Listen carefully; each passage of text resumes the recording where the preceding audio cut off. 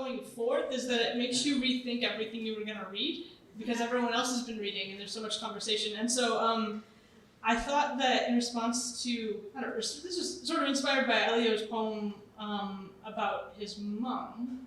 I wanted to read this one, which is also, the title is Please Don't Hurt Me, so you might infer that there's going to be some violence toward a trans kid, which was me.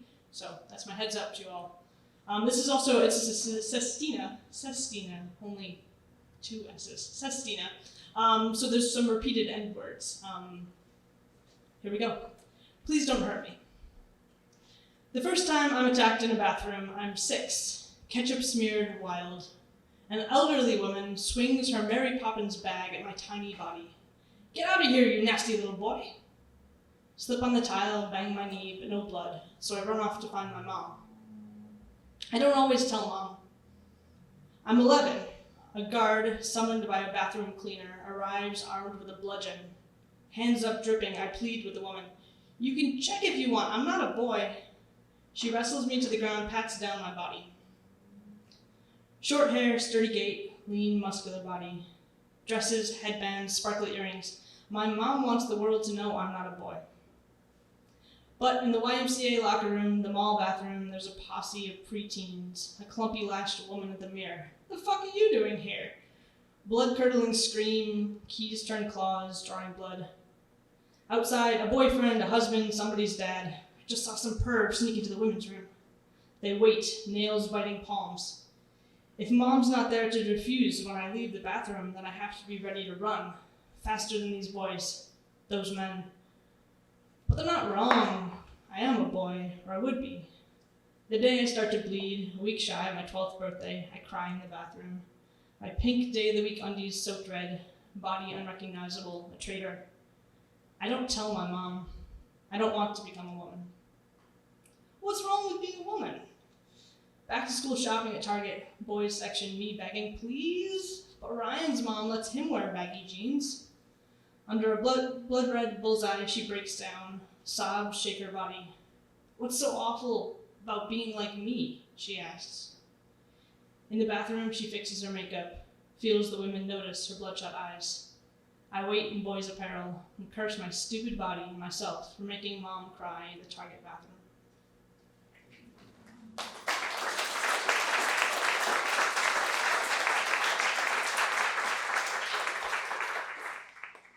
I got another one like that, and then I'm not going to go in that direction. So one more of this. It feels like that. This is called They Tell Me I Am Wicked and I Believe Them. Beneath the canopy of bulbs over I-94, my shadow, penumbra of knotted curls, rises again and again on the back of the driver's seat as classic country wars with evangelist radio static. She sleeps in the front. Crying, silent, I watch her below the sight lines of her mother's rearview mirror, digging fingernail into forearm to focus the pain as I plead with the thunderclap god of Mount Sinai, let me not love her. Chicago, a college tour of icicles, shared double bed, hummingbirds penned between quilt squares. Slumbering mid-sentence, she breathes full notes. I wait an hour and slip an arm around her waist, absolved by sleep. But I am not sleeping. I'm teaching myself to leave the people I love. I breathe in her conditioner that smells like crayons. I unfold a map in my head, increasing it on the table. Where will I go in this world with all its wetnesses and blue?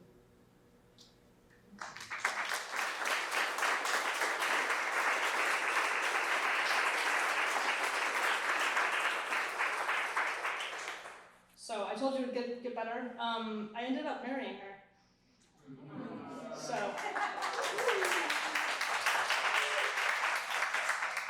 All right, but in between times, we have this one called Her Blue Moons.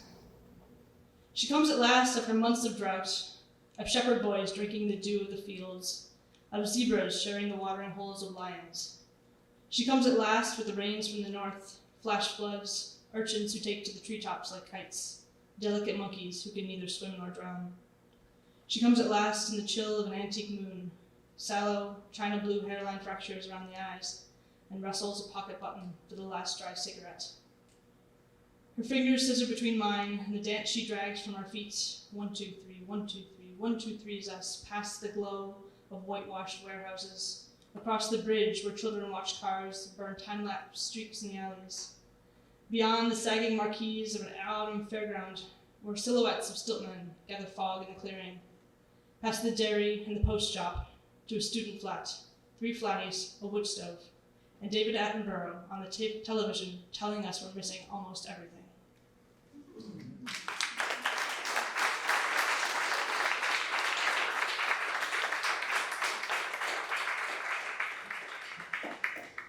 So this is my most recent book. Feel free to buy it. Okay, so I have a couple of other poems I'd like to read you.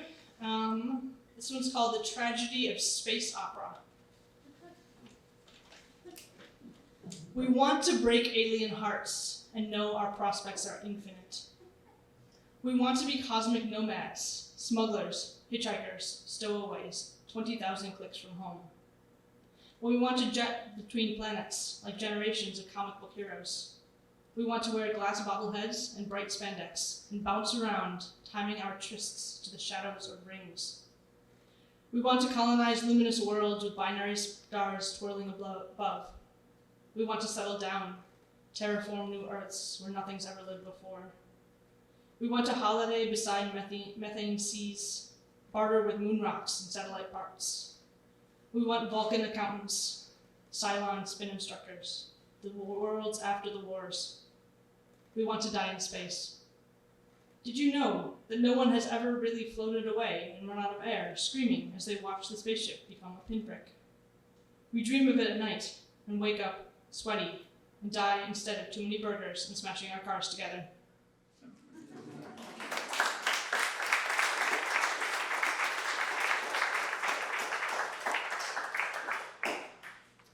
I have 2 more I'd like to read you.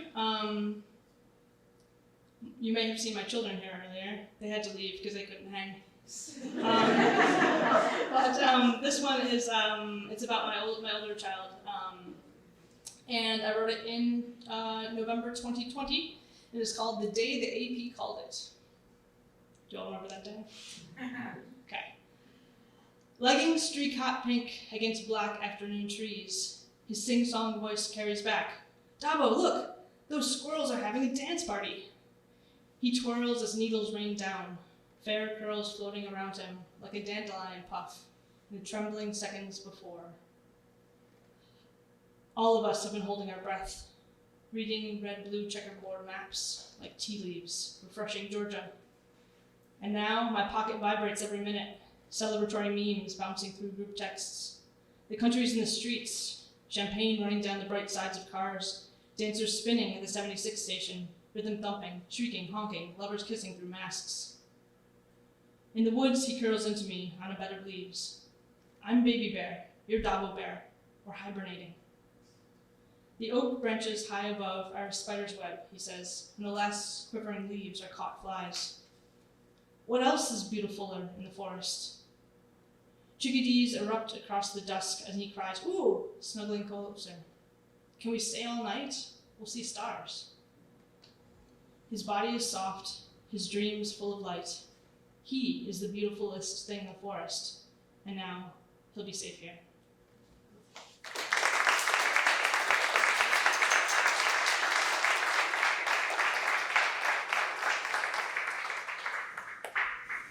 All right, one more. This is called Before Top Surgery. 1. On the way to the hospital, I see breasts everywhere. Yellow-tagged dairy cows, professional lactators. Sagging barns beside red-topped grain silos. Murmurations of sparrows blobbing and dispersing over the Catskills foothills. 2. We wait, masked and distanced, in the mid-December soundscape of Frank Sinatra and Mariah Carey. Tap at the Times crossword, take turns visiting the gift shop, scan the wall of last millennium's donors, share selfies the kids took yesterday.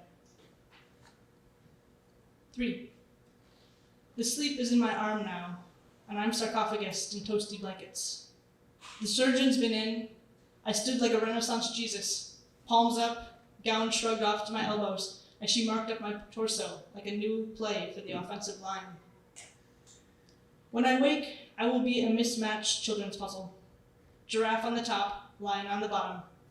As if men and women were ever really different species, and not variations on the same theme of salty carbs and worrying and walks around the block just to see if anything's different today. The neighbor's pinecone wreath, tiny icicles on the mailbox, dark-eyed junco at the feeder, fat with feathers and the dream of sunflowers. Thank you.